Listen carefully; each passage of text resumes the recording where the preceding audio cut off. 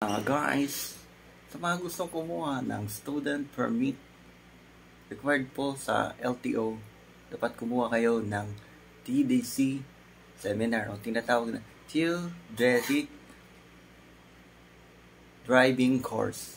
Ito ay makukuha sa mga lisensyado ng LTO ng mga driving school.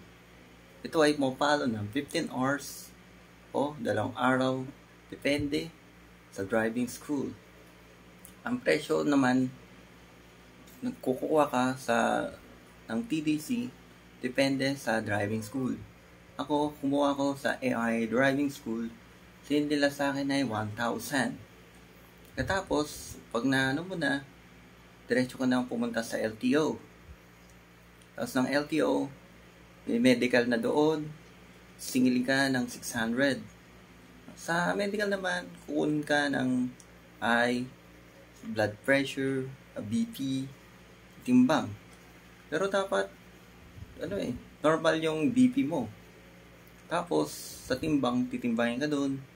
Yung sa mata, surin yung mata mo, tapos colorblind, okay na.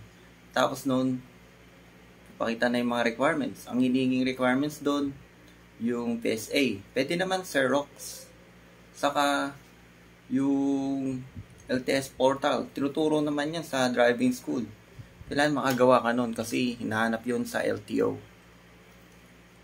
Pagkatapos, singilin ka doon, 250. Pagbabayad nun. Tapos, doon na. Sa mga SM meron naman yun yung LTO.